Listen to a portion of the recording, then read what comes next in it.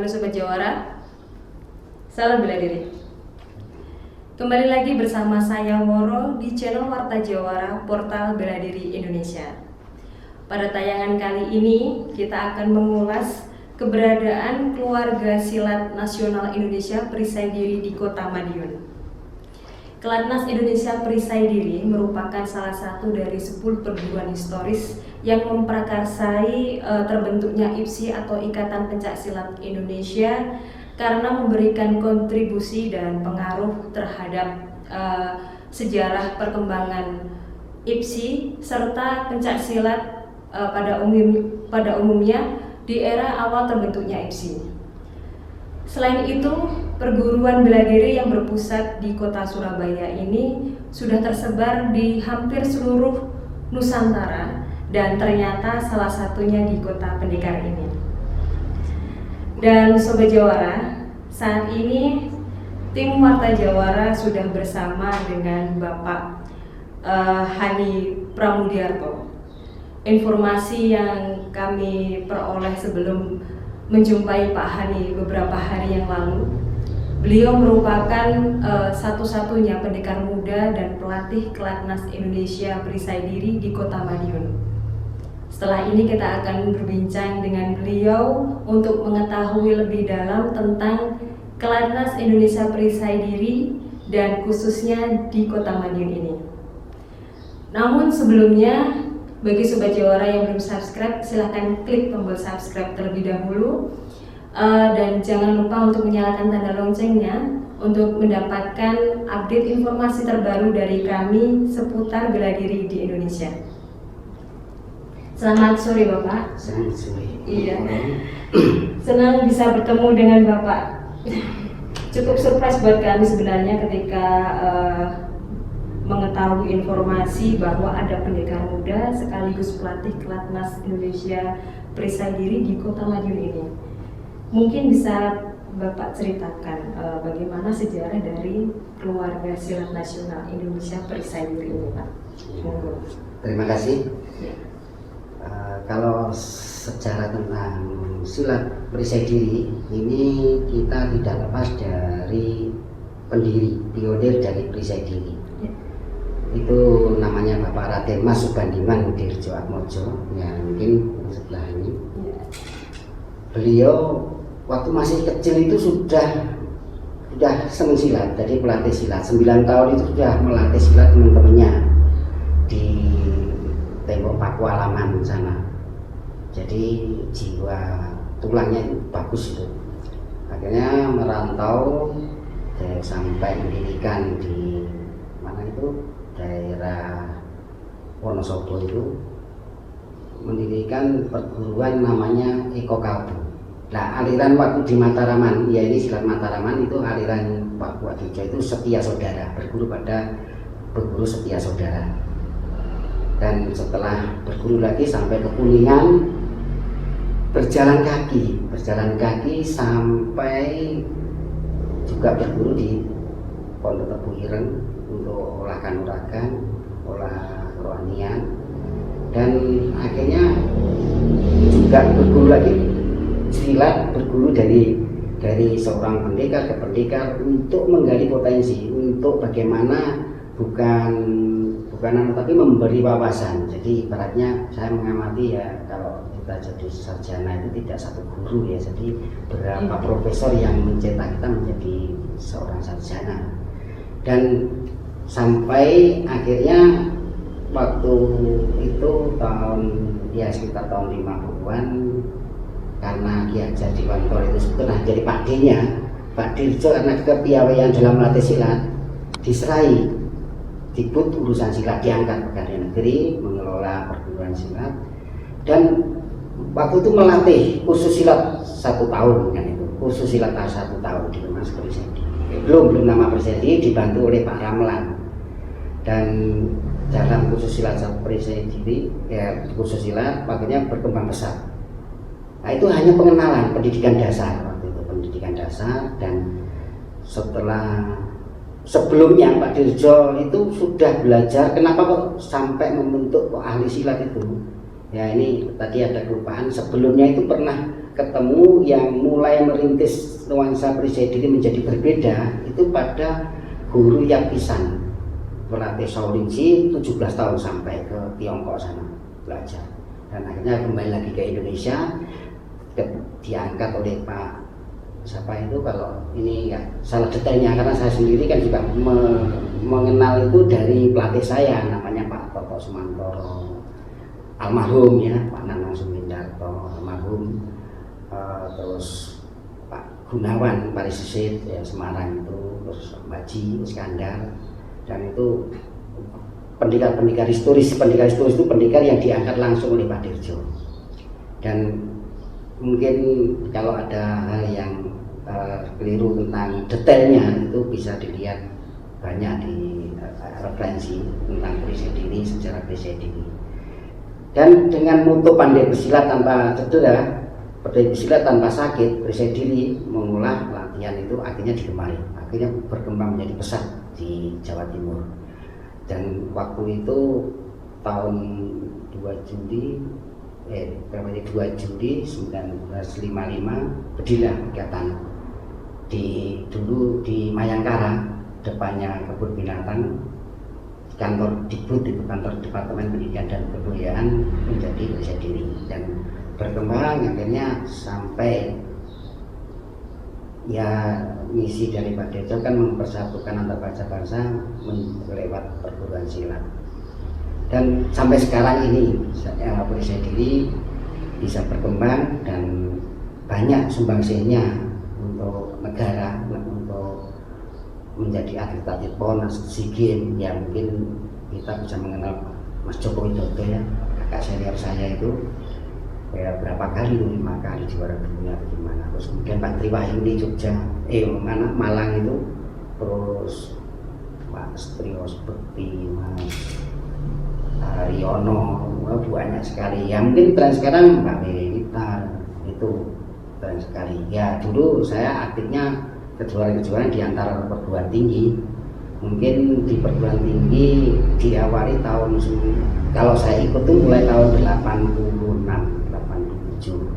Nah, karena saya kuliahnya zaman dulu itu lama, jadi saya ikut kejuaraan antar perguruan tinggi sampai 8 kali. Ya kuliahnya saya 8 tahun, tidak apa-apa zaman dulu. Dan setelah dari perkembangan itu saya kembali pulang kampung ke Madiun. Akhirnya saya mengembangkan di Madiun. Kenapa kok ingin mengembangkan, punya tujuan apa? Ya saya senang aja mengembangkan di Madiun gitu. Jadi bukan mencari yang lain, ya kita ingin partisipasi aja, bisa mengangkat kota Madiun dengan lewat silat kan gitu. Mungkin secara sepintas seperti itu. Jadi kalau kita benang merahnya perisai diri bagaimana? Ya bagaimana Pak Dirjo kan itu, perkembangan dari Pak Dirjo, bagaimana perjuangan Pak Dirjo mempelajari mulai dari guru sampai guru berapa guru, banyak sekali kalau bercerita itu. Dan itu kalau kita ceritakan mungkin ya lama banget ya durasinya. Saya pernah cerita itu sampai 1 malam oleh Pak Toto itu asik, nanti malah lain-lain tidak kebagian kan ini. Dan Pak Dirjo mungkin dari sering ikut pertandingan, ikut juara, akhirnya juga yang betul dikatakan Mawar tadi, termasuk pendiri IPSI di Indonesia, pendiri IPSI. Mungkin sekilas tentang sejarah perisai diri, mungkin yang lebih detailnya bisa dilihat di lain. Jadi berdirinya pertama kali itu di Surabaya ya, di Pak? Surabaya. Di depan apa itu dari Bapak? Di gedung Mayangkara. Depan gedung Mayangkara, kebun binatang Surabaya. Surabaya. Oke. Baik Pak, apakah bisa Bapak jelaskan tentang apa makna atau arti yang terkandung dalam nama Keluarga Silat Nasional Indonesia Perisai Diri itu? Oh gitu. Kalau definisi itu sebenarnya merupakan nama itu tidak sekedar hanya tanda pengenal, tapi kan merupakan simbolisme. Ya. Kalau kita menjelaskan kan banyak, mungkin secara perspektif saya aja ya.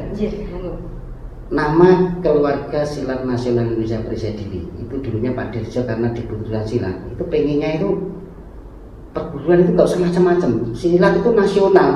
Lah Perisai Diri itu memperisai diri, ya sudah itu rencananya seperti itu, barangkali membentengi Perisai Diri. Makanya pesannya saya, tujuan berlatih silat itu tidak boleh mencari musuh, tidak boleh berkelahi, tidak boleh mencederai atau berbuat apapun yang tidak baik untuk kehidupan. Belajar bela diri itu untuk menempa kesehatan kepribadian supaya percaya diri, kita bisa mendekatkan diri pada Tuhan Yang Maha Esa, kita bisa melatih kesehatan, menempa kesehatan, melatih kepiawaian, akhirnya percaya diri, dan untuk membekali percaya pada Yang Maha Kuasa. Itulah perisai diri yang ampuh, pesan dari Guru Besar Pak Dirjo. Dan mungkin diawali dari lambang perisai diri, dari tidak lepas nama, itu kan logo ya, icon. Jadi nama itu tidak lepas dari logo, icon.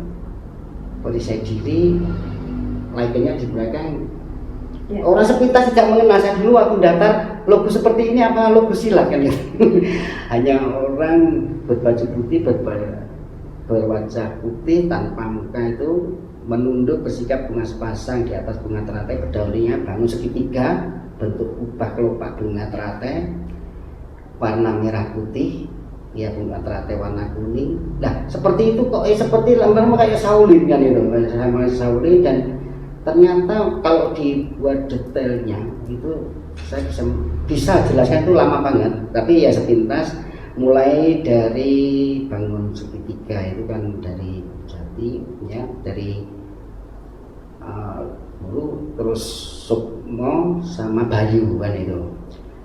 Jadi kalau Muhammad, Bayu, Sukmo, Guru Jati kan gitu. Terus untuk kita lahir ini kan merah putih, Popo Bio kan itu.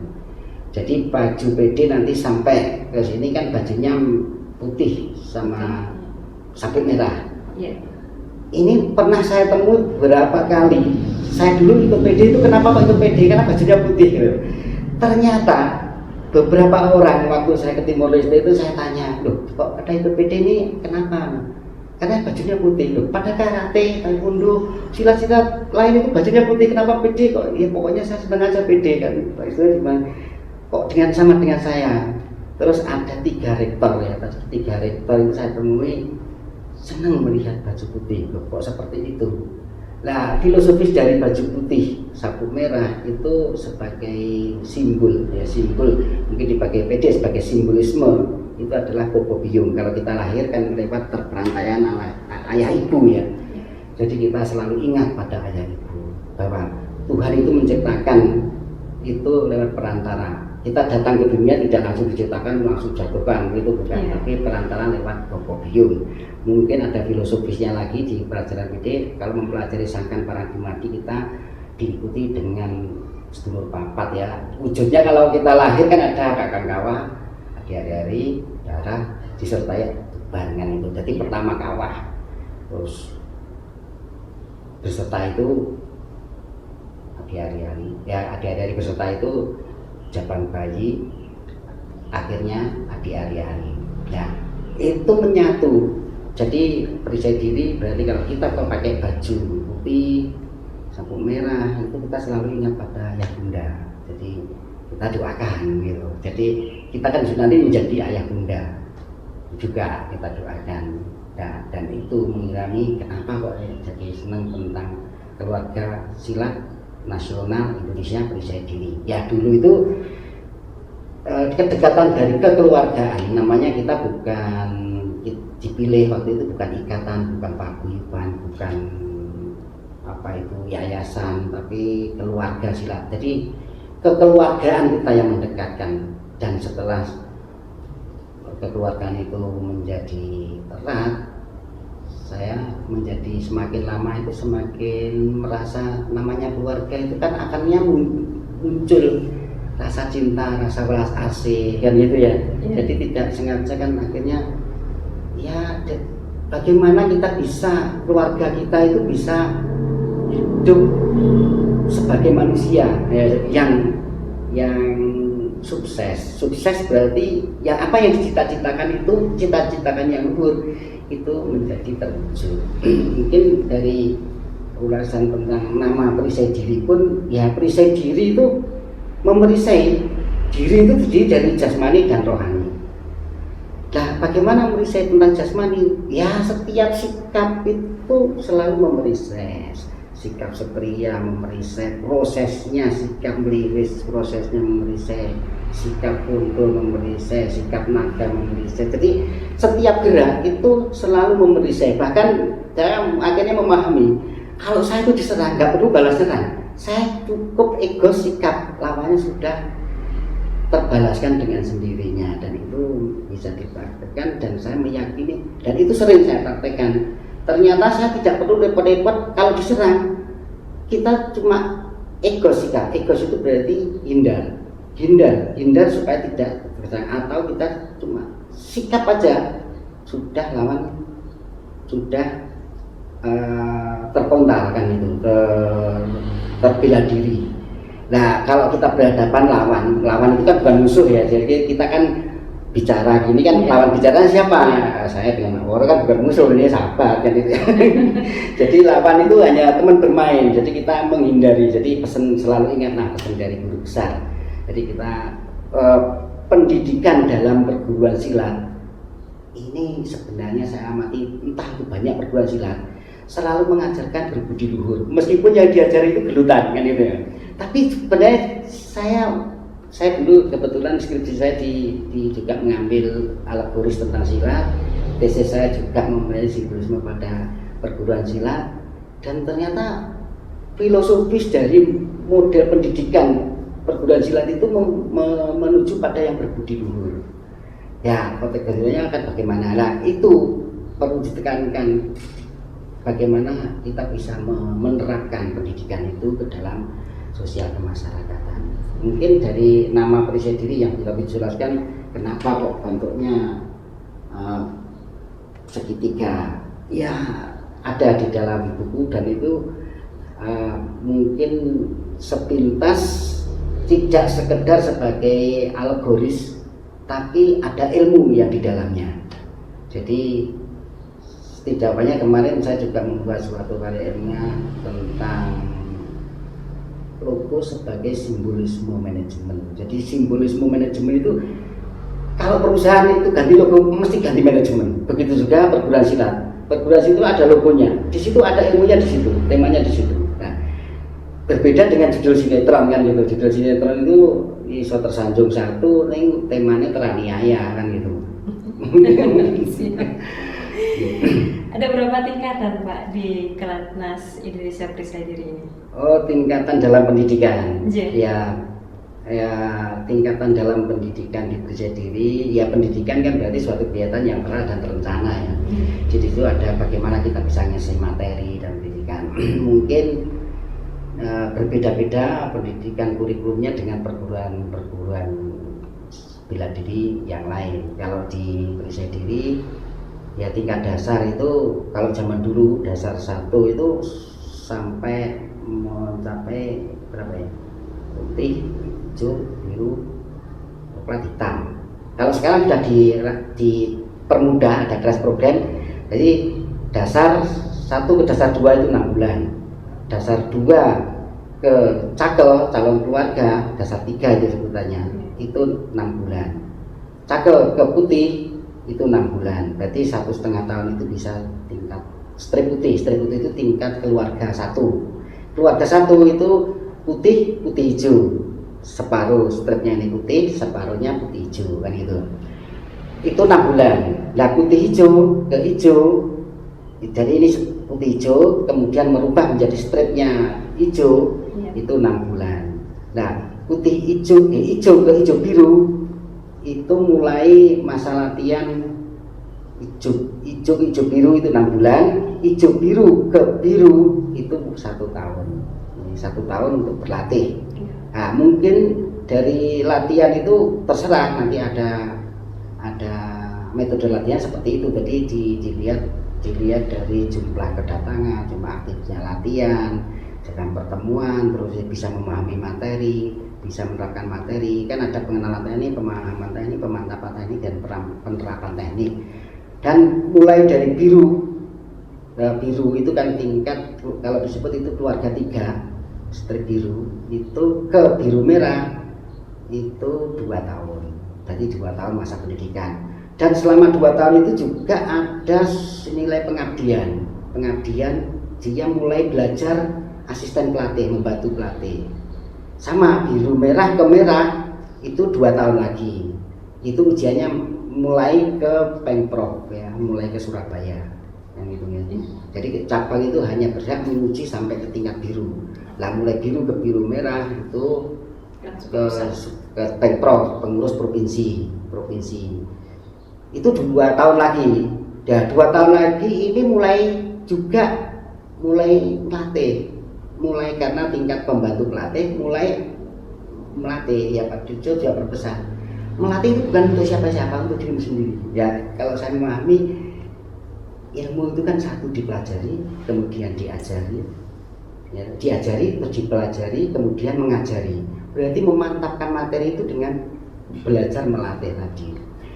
Dan setelah tingkat merah ke merah kuning ini 3 tahun. Ini ujiannya mulai ke pusat. Ya kebetulan saya berada di Jawa Timur saat itu saya mau domisili di Solo. Itu saya minta rekomendasi dari pengurus Jawa Tengah Semarang itu untuk ujian ke pusat. Nah di sana barengan dengan ujian yang dari mana ini, dari Australia, dari siapa itu, adik tingkatnya Russell itu namanya saya nggak lupa itu, bahasa Inggris sudah diingat. Yang waktu penataran itu senang saya ketemu sama orang luar negeri, bule itu Russell, terus yang Jepang bareng sama ujian, cuma tingkatnya berbeda. Ujian dengan Mas Condroso itu yang tingkat di Jerman, ya kerja di Jerman dulu, agak tingkat di Solo, sekarang aktif di Jerman karena tugasnya kerja di Jerman. Terus sama ini mulai dari merah ke merah, mulai merah kuning ke kuning itu juga 3 tahun masa pengabdian pelatihan. Jadi kuning ke pendidikan itu 3 tahun. Jadi kalau mau aktif pada dasar 1 sampai ke pendidikan, aktif itu kalau sesuai dengan kurikulum 17 tahun. Tapi kan masa nggak kuliah, masa nggak kerja gitu. Nanti gimana? Akhirnya saya kok lama gimana? Ya ujian saya dulu mulai belajar PD itu kuliah semester 1. Pokoknya saya target, saya lulus harus tingkat biru paling tidak. Ternyata saya bisa lulus karena lulusnya saya itu lama. Zaman dulu kan lama ya. Kalau sekarang skripsi tugas akhir ada komputer, ada Photoshop, ada CorelDRAW, ada AutoCAD, gampang sekali. Dulu waktu kita gambar sebelum ada Photoshop, ngedit itu di Rugos. Dulu ada tugas akhir, saya desain grafis. Nah, dulu ada skripsi, harus ngetik-ngetiknya manual, kan dicoret, ngetik ulang. Nah, sekarang edit foto, copy paste dan sebagainya. 1 bulan selesai buat skripsi. Kalau dulu 2 tahun ya, gitu. Akhirnya, tapi nggak apa-apa, saya belajar, anggap aja tidak ada ruginya. Saya bisa belajar tentang ilmu desain, ilmu sosial, ilmu manajemen, ilmu pemasarakatan. Tidak kalah penting ilmu juga perisai diri yang bisa mengilhami, bisa membekali saya menjadi beberapa hal instansi. Sampai saya di mana ini pernah tender PPF farmasi itu, pernah ngajar waktu pekerti. Meskipun saya non pendidikan karena sudah ada teman dari presiden belajar berlatih mengajar, akhirnya saya cepat lolos gitu, cepat lolos dan saya aktif di pengajaran. Dan mungkin dari itu nama perisai diri intinya ya memerisai diri. Nah rohani kita diawali dengan latihan hening setiap mau latihan dan diakhiri dengan hening. Terus kemudian hormat bunga sepasang itu manjatkan puji pada Yang Maha Kuasa. Ya mungkin mengilhami waktu itu meninggalkan jebakan awal untuk upacara. Ya cuma bedanya dengan ya sudah mungkin ya cocoknya lagi mulai dari tahun berapa itu 85 setelah ada OSIS, ada itu menghentikan cipta Tapi mendengarkan lagu lah itu beda. Kalau bisa diri mengingat ya diam, hening, nggak usah berdoa, ya zikir, mengingat itu aja. Jadi mungkin memberi saya dirinya dari jasmani dan rohani, dari teknik dan dari spiritual. Itu gitu. Apa yang menjadi ciri khas dari keluarga silat nasional Indonesia Perisai Diri ini, Pak? Ciri khas dari ciri khas. Ya saya lebih suka disebut ini ya, karakter aja. Nah ciri khas gitu, kata ciri itu gak enak. Ini ya kurangan ya. Karakteristik dari teknik perisai diri. Awal dari perisai diri itu motonya pandai bersilat tanpa sakit. Nah itu. Terus berkembang lagi pandai bersilat tanpa cedera. Dulu kejuaraan itu tanpa body, tanpa kejuaraan, tanpa protektor. Matrasnya itu masih bukan sampai sekarang. Matrasnya itu dari sepet itu. Jadi latihan itu. Tapi kenyataannya kita setelah latihan, moto itu bisa diterapkan. Pandai bersilat tanpa merasa sakit. Dan setelah pertandingan, saya memahami bahwa ternyata benar. Dari rangkaian pembelajaran Pak Dirjo mengutamakan, orang itu menyebutkan teknik perisai diri itu karakteristik tekniknya cepat, tepat, keras, ya, deras. Jadi cepat, 1 detik minimal 2 gerak. Jadi kalau solo spell itu 1 menit harusnya lebih dari 60 gerak. Terus tepat, ya karena arah serang pancer namanya, arah serang itu sesuaikan dengan arah serang pancer. Keras ya karena didasari dengan pernapasan belakang, dengan berat badan, itu ya rumusnya kalau power itu apa, kecepatan kali massa sama dengan power. Jadi kalau suatu hal yang cepat diberi berat badan berat badan yang kuat, itu akhirnya menggunakan power yang kuat. Deras itu beruntun. Jadi beruntun itu serangannya tidak ada hentinya. Makanya dalam perisai diri Pak Dirjo sudah merumuskan tidak membuat suatu jurus tertentu. Nanti setiap pelatih silakan merangkai teknik jurus sendiri. Jadi adanya pedoman teknik. Nah, sering diterapkan metodenya dengan menggunakan serang hindar. Nah, mulai dari pembelajaran sistemnya ASO dengan metode serang hindar, akhirnya tercapailah kita itu pandai bersilat tanpa merasa sakit, yang itu. Nah, kenapa kok diserang kok hindar? Loh, hindar itu cuma hanya menghindar itu supaya lawan itu lepas dari serangan. Sebenarnya menghindar itu meskipun hanya menghindar itu sudah ngisi, sudah nyerang. Ya begitu menghindar itu sudah ada serangan. Tapi jangan dilepas. Nanti kan ada gantian. Ganti balas menyerang, ini menghindar. Menghindar aja. Serangannya jangan dikeluarkan. Hanya ditempelkan aja. Begitu diserang saya ego sikap setia. Sebenarnya sudah kena itu lawannya yang nyerang. Jadi intinya siapa yang nyerang duluan itu yang kena gitu. Jadi istilahnya kalau di bahasa PT saya sering menjelaskan, saya tidak mau pinjam tenaga lawan. Ya nak pinjam nanti tanggungan balik nih ya, ada tanggungannya. Saya memakai tenaga lawan, dia nyerang, saya serang, itu aja sudah kan gitu. Ya mungkin karakter seperti itu. Nah, dari jiwa perisai diri yang lain bisa memberi karakter bahwa cepat, tepat, keras, jelas, berbudi luhur. Ya semoga semua bisa dicapai. Ingat, lambang bunga sepasang, menunduk tanpa muka berarti yang untuk bawa songo, tanpa itu berarti meninggal. Ada pelas asih karena dalam janji perisai diri tercantum di janji kelima itu memupuk rasa kasih sayang, ya, memupuk rasa kasih sayang kita munculkan. Ya, itu mengilhami waktu kita beribadah dengan beberapa agama, ya, yang dengan kasih Hindu dengan kasihnya, Buddha plus asih yang kita Islam dengan Bismillahirrahmanirrahim, dengan Maha Tuhan yang Maha Pengasih Penyayang. Perisai diri dengan memupuk kasih sayang itu sudah ada di dalam hati.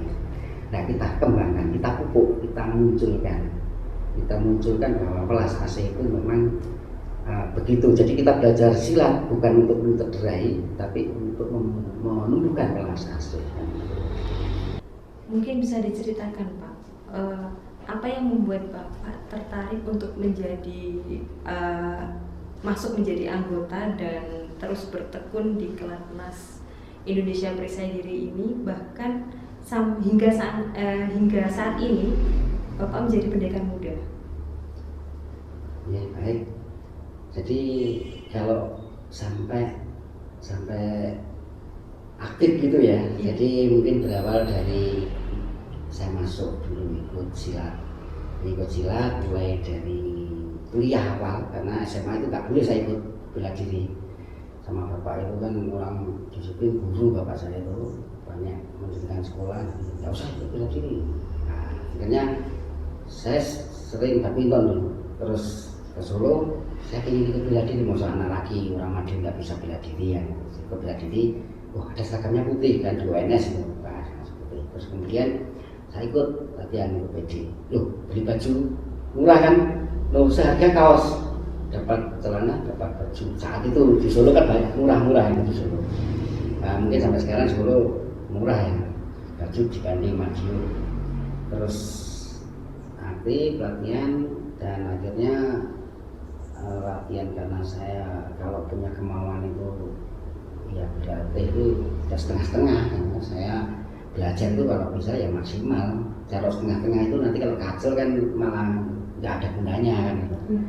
Akhirnya saya dipilih sebagai kontingen kejuaraan antar perti ke-11 Piala Presiden di Universitas 11 Maret tahun 89. Dan saya itu ya lumayan dapat sambutan hangat, terus ketemu waktu itu Putin jadi ibu asuh pertama kali. Nah, terus saat itu saya tetap izin orang tua, mau tanding kalau gitu saya izin orang tua kejuaraan, dan akhirnya doa dari orang tua terkabul, dapat perak saat itu. Tidak apa-apa, pertama kali dapat perak. Terus tahun berikutnya kejuaraan lagi di Solo Tigo. Tahun berikutnya kejuaraan itu, tapi ke Jogja, di Solo Tigo ke Jogja, kejuaraan daerah seprovinsi.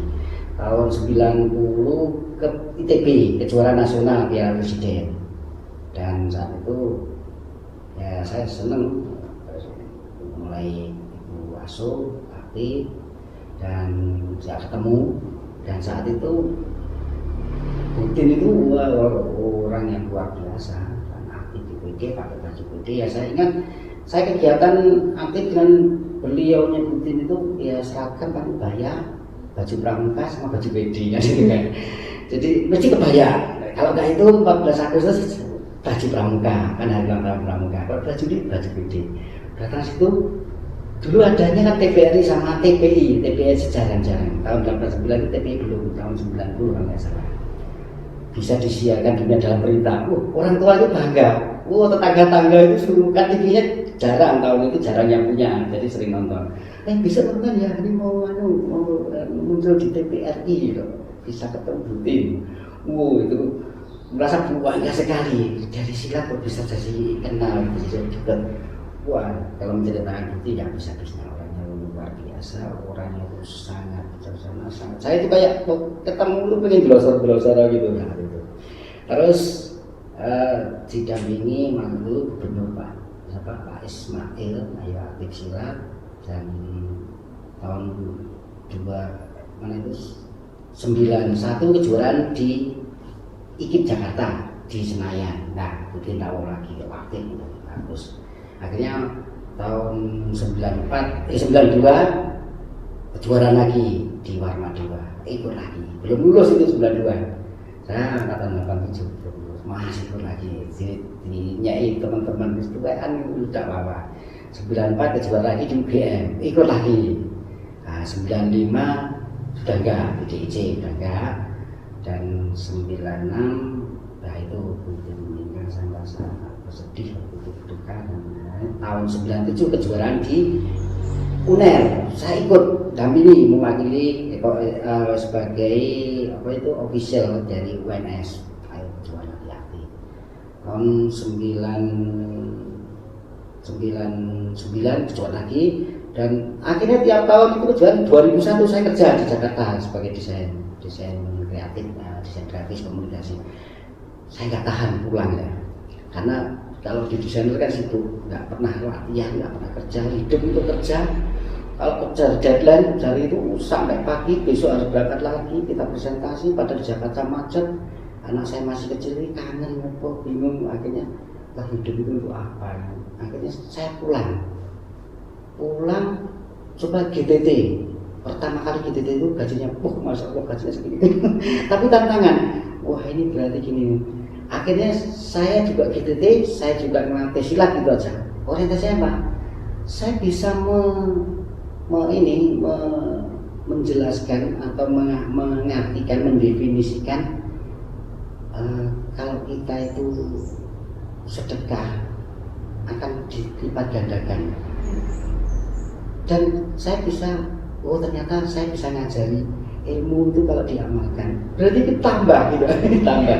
Berarti akhirnya saya menerjemahkan sekarang itu loh, bisa mengartikan bahwa ilmu semakin saya sebarkan, saya ngajari tentang desain, saya ngajari tentang bahasa, saya ngajari tentang manajemen, ngajari tentang pendidikan pencak silat di mata kuliah, ngajari tentang silat, mengajari atlet. Akhirnya saya itu bisa, padahal saya pikir kapan latihan saya untuk memahami itu. Akhirnya tahun demi tahun, akhirnya ujian itu saya ikut aja ujian. Ikut ujian tuh minder. Kenapa saya gak pernah latihan ujian?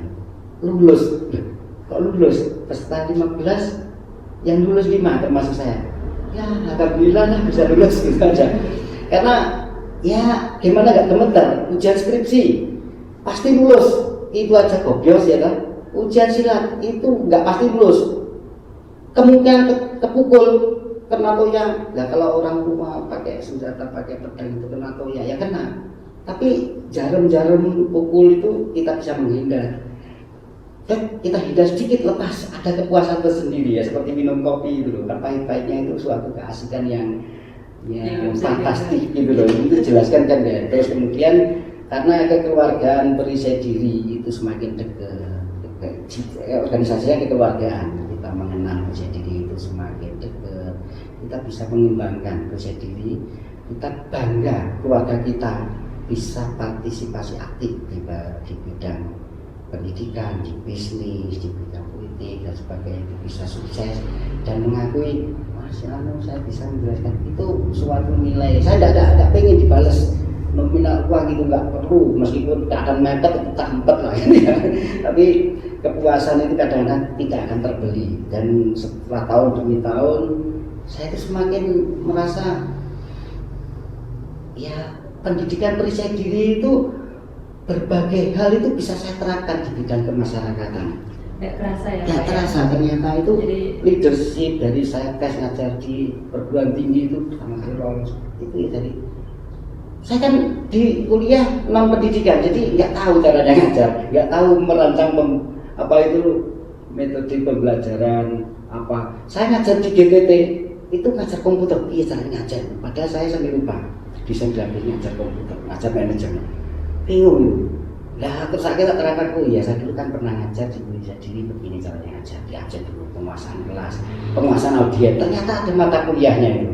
Terus kemudian saya dari perisai diri bisa mengenal banyak orang, banyak dari teman dari fakultas kedokteran sekarang jadi dokter yang punya rumah sakit, dari ekonomi, dari teknik sekarang di yang mana di Tripatra, dari fisik sekarang di PI sama di Jogja, dan itu di BPK. Itu merupakan keluarga kita bangga, meskipun nggak saya bangga punya keluarga di sana. Dan akhirnya dari saya semakin menggeluti ini, semakin mencintai. Akhirnya apa? Ya kalau ditanya sudah mencintai di keluarga itu, image saya bukan apa yang saya dapatkan dari perisai diri. Saya akan lebih berpartisipasi apa yang bisa saya berikan di perisai diri yang terbaik. Mungkin saya mencintai juga di Madiun. Apa? Madiun itu kota pendidikan. Apa yang bisa partisipasi, peran aktif apa yang bisa saya sumbangkan ke Madiun supaya keluarga Madiun itu menjadi hebat dan itu. Ya. Sudah berapa lama Bapak menjadi anggota Kelatnas Indonesia Perisai Diri ini, dan juga sejak tahun berapa Bapak menjadi pelatih di Kelatnas Indonesia Perisai Diri ini? Oke, kalau berapa tahun dihitung kita berawal dari tahun 87 bulan Juli. Saya masuk UI langsung ke latihan, kemudian berlatih juara, kemudian menjadi asisten pelatih tahun 93, asisten pelatih tingkat biru merah, dan 95 saya wisuda, 97 saya sudah disuruh melatih ISI Solo, UNS sama SMP 3 Solo. Terus saya 97 pindah ke Madiun, belum latih, saya masih mulai adaptasi dengan Madiun, ngajar, dan akhirnya disuruh sama perguruan lain itu kok baiknya suruh latih. Loh, oh itu, oh iman matan atut kok tidak ditelurkan itu iman dari Takran itu. Saya merasa terharu, senang saya, teman saya itu. Karena saya membuka latihan di Mas Pati itu, terus di Madiun di Jalan Cempeda saya membuka latihan. Krisis ya sudah, krisis aja gitu aja, latihan tetap gitu kan, latihan kan ini. Terus mulai 2001 aku buka latihan lagi di Kodim, dan sebelumnya di Madiun itu ada angkatannya itu Pak Paryono itu kepala Dispenda Jatim, dulu pernah kepala Dispenda Madiun, membuka tahun 78 dan pernah besar di Madiun. Dan tahun 2001 itu mulai saya resmi buka di Kodim, dan siswa saya ada 68. Nah, tahun 2004 itu juga 2005 itu Madiun ada insiden tentang perguruan silat. Ya akhirnya kita kan punya dampak perguruan silat, dilarang latihan di situ. Saya bingung tempat latihan, ya betul saya sudah, tapi tidak apa-apa. Sudah ada ke Amerika dan izin ke rumah, itu saya kebanggaan tersendiri, ternyata masih mengakui saya itu mantan gurunya kan. Itu kebanggaan yang kadang-kadang tidak bisa terbeli. Terus ada lagi yang di Nortanio, di Jakarta, di Kediri, ya kadang-kadang ketemu. Dan merintis lagi tahun 2005 itu merintis lagi sendiri. Ternyata 2006 saya mau buka latihan di Inka, itu ada yang buka latihan di dalam Inka, tapi bukan grup resmi ya, di dalam ketemu. Akhirnya saya kolaborasi latihan selama di Bumi Mas, saya kembangkan, terus ikut kejuaraan beberapa hari event. Akhirnya ya sampai sekarang bisa terus ujian. Akhirnya kenapa kok sampai lama ikut itu, ya saya bisa menikmati dari kedekatan keluarga, kedekatan dari teman. Akhirnya kita namanya olahraga itu senang. Olahraga itu merupakan bukan sekedar hal yang perlu, tapi sudah merupakan bagian kebutuhan. Saya itu butuh olahraga karena saya butuh sehat. Salah satunya tidak bisa tergantikan ya olahraga. Ya olahraga yang paling apa ya silat kan, itu tidak perlu beli sepatu. Semakin sering dipakai semakin tebal itu kakinya. Ya seperti itu mungkin sampai sekarang. Ada 33 tahun sampai sekarang. 33 tahun mendalami. Iya, tapi ya maaf mungkin tidak sesuai dengan kurikulum. Ya harusnya sudah menjadi pendekar dari tahun-tahun kemarin. Ya itu wajar, orang kerja diri yang sesuai dengan kurikulum. Saya belum pernah menemukan, itu zamannya Pak Dirjo itu. Tadi kalau nggak salah mulai melatih di Madiun tahun 2000. Tahun 99. Tahun 99 sampai sekarang. Sampai sekarang. Itu sudah 20 tahun ya Pak di sini. Oh iya lama ya, saya nggak terasa.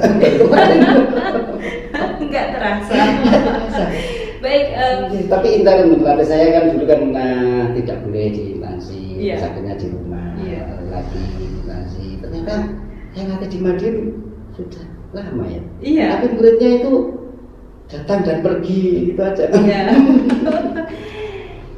Sudah ya cukup lama itu 20 tahun.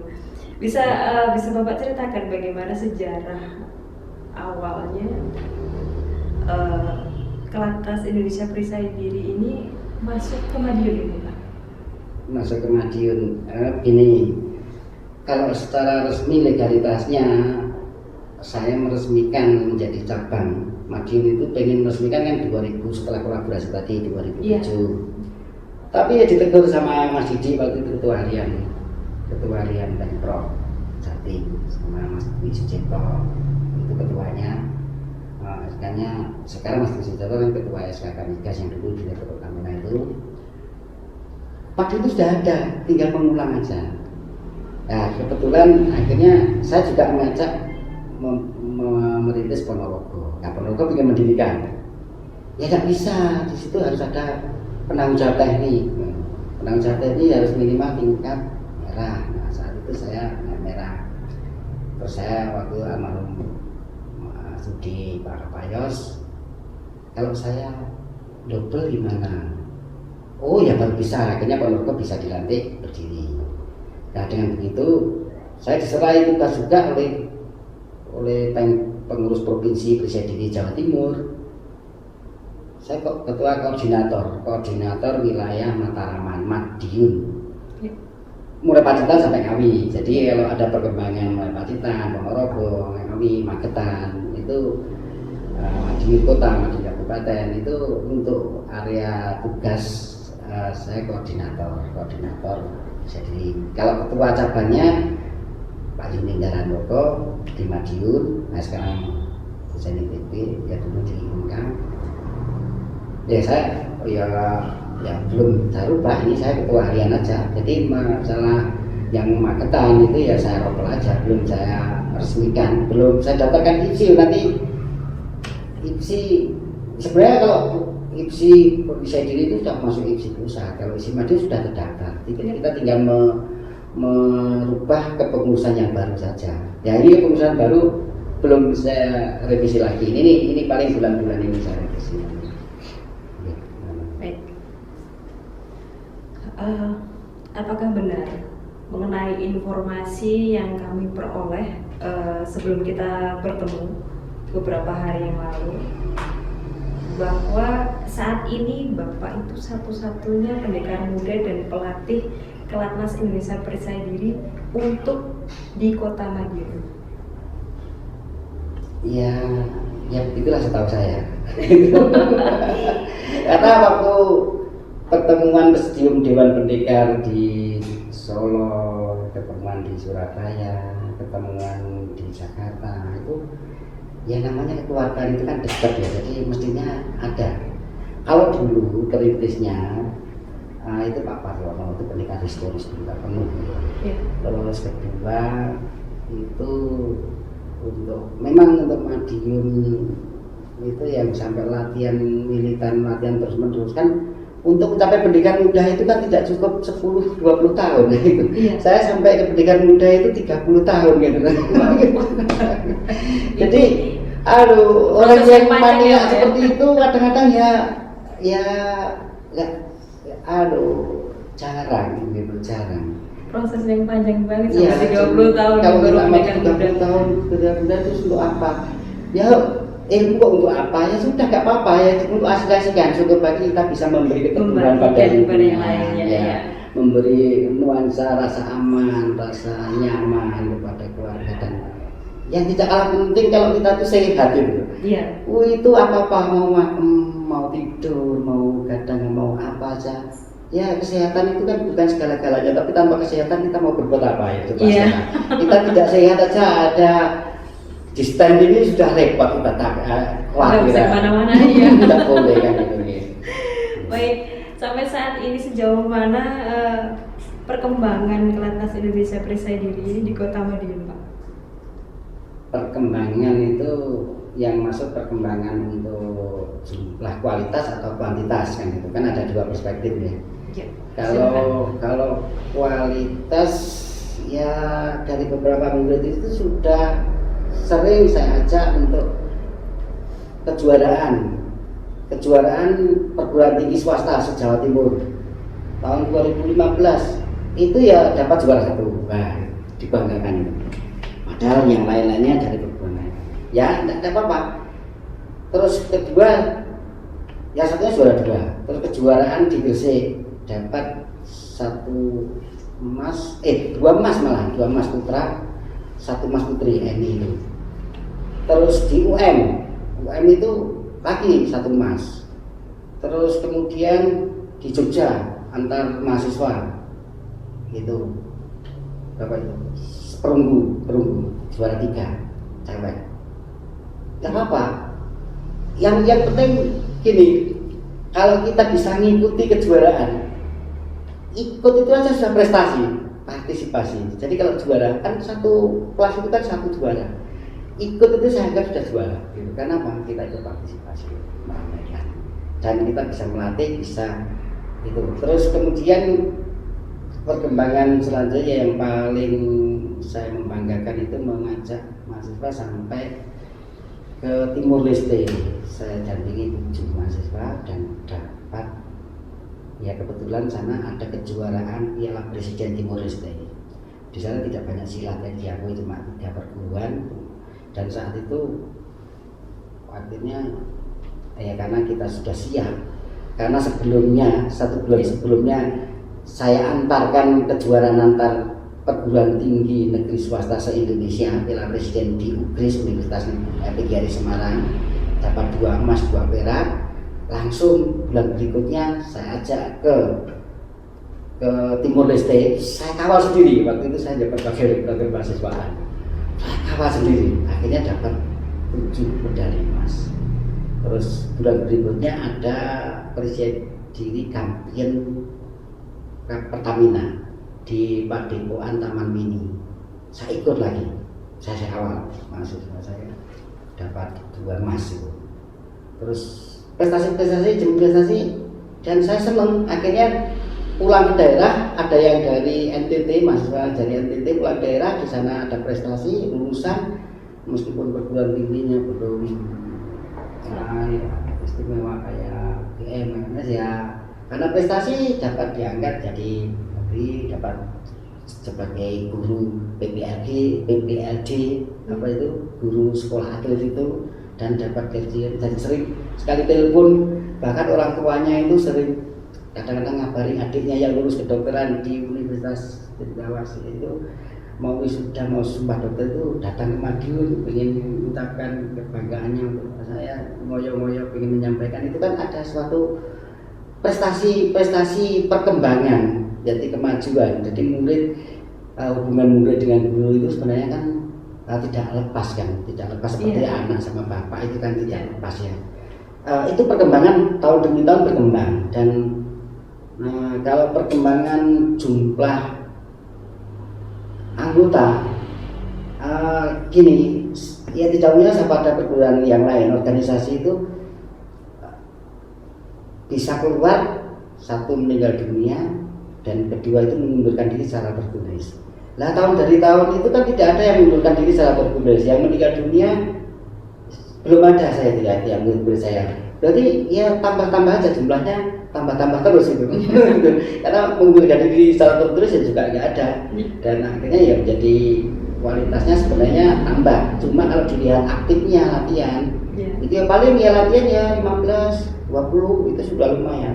Ya kalau banyak-banyak malah penuh nanti. Latihannya di perguruan tinggi, di Istikes, di UDN, sama di Bumi Mas, sama di pantikonnya dibuat Mas Widyarso itu yang pertama kan di belakang Joyo itu, sama ya di rumah saya Purwosari, sama di pinggir jalan Basuki Rahmat itu ada yang buka latihan pengen keluar satu keluarga.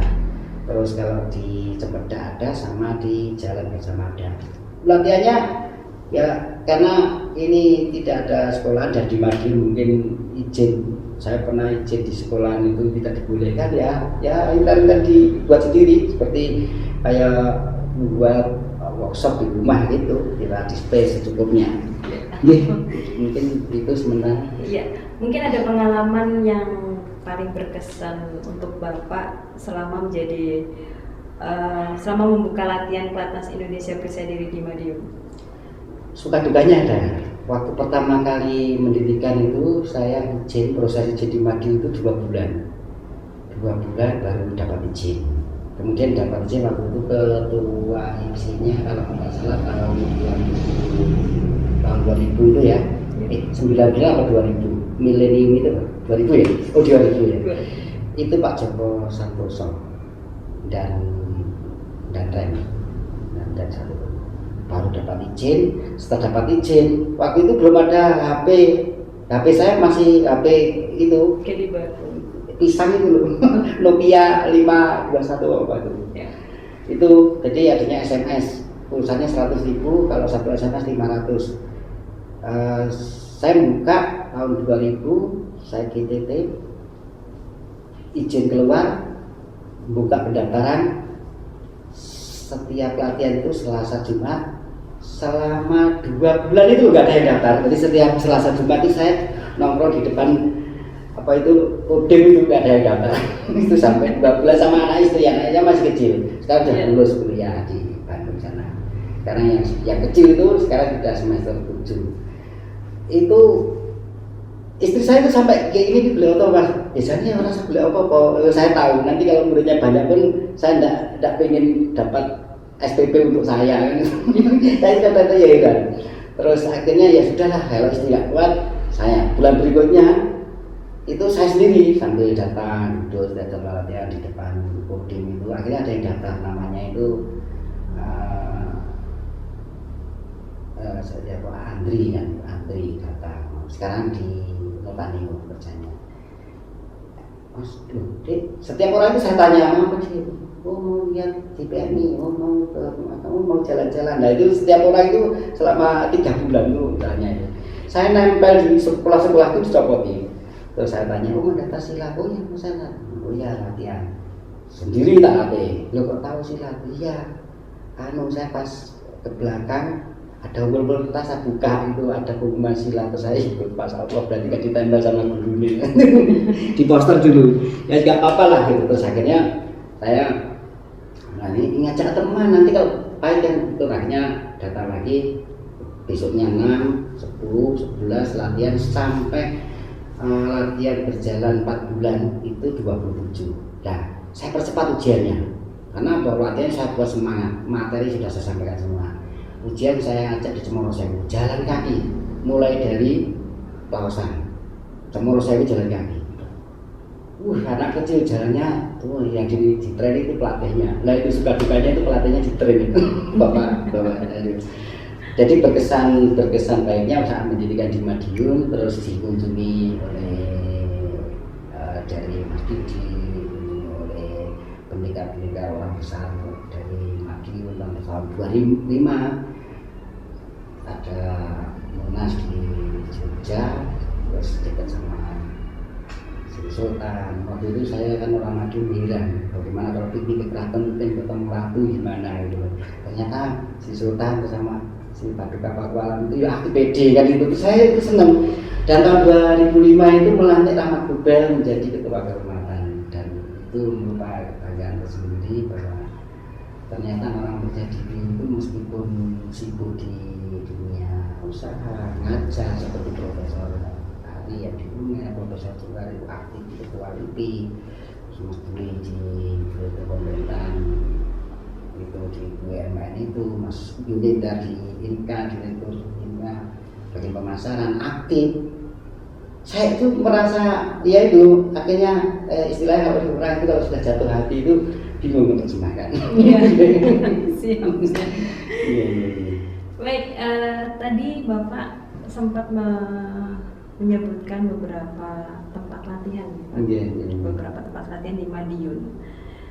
Terus untuk jadwal latihannya jam berapa atau hari apa ketika latihan itu dibuka kembali nanti, Pak? Saat ini memang libur ya. Yeah. Jadi kalau di Stikers itu hari Selasa sama Jumat. Ya. Kalau di mana ini Joyo ini hari Minggu aja. Jam berapa, Pak? Ya biasanya jam 7 sampai jam 10. Terus kalau di Cempedak itu yang ada asisten pelatih namanya Insinyur Singgi Sarjana itu ya minggu saja jam 8 sampai jam 9. Terus kemudian kalau di rumah saya itu malam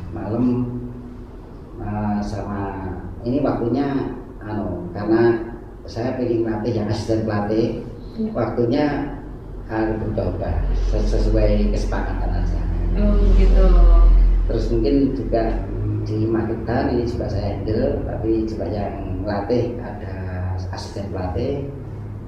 Sama di Ponorogo itu ada lagi yang sesepuhnya itu Mas Pras sama Mas Agis yang dari kepolisian, kepala sekolah. Sekarang aktif juga ya di SMP 6 itu.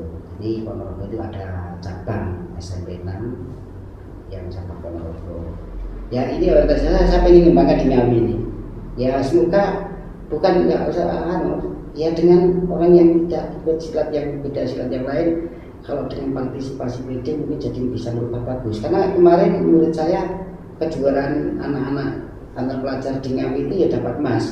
Ya bulan Desember kemarin saya juga mengajak dari Madiun, Magetan, Ponorogo itu kejuaraan di Solo, ya juga lumayan dapat beberapa medali emas kita bawa pulang dan kita setorkan pada sekolah itu senang, akreditasi kan juga nambah ya, kita bisa partisipasi sekolah, bisa mengangkat keaktifan sekolah, bisa memotivasi murid, bisa ya istilahnya meskipun dari belakang kita ikut berperan aktif positif lah untuk sekolah.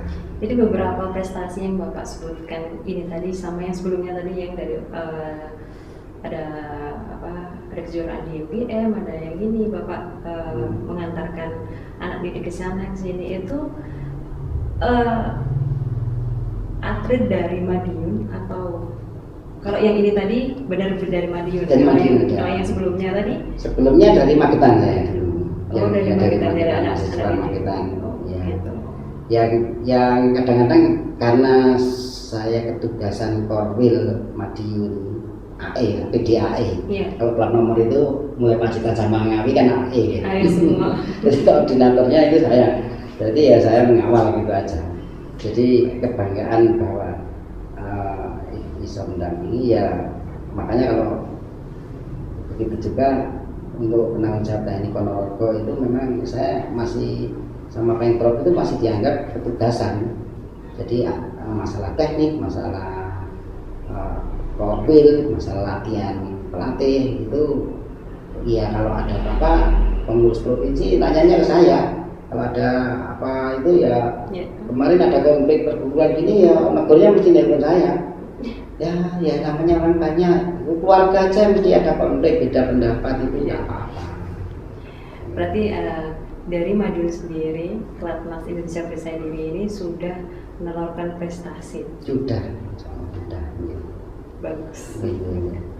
Baik, sebagai satu-satunya pendekar muda dan pelatih Pelatnas Indonesia Percaya Diri, mungkin ada pesan dari Bapak yang ingin Bapak sampaikan kepada Sobat Jawara dan generasi muda Indonesia pada umumnya tentang pentingnya menekuni pencak silat.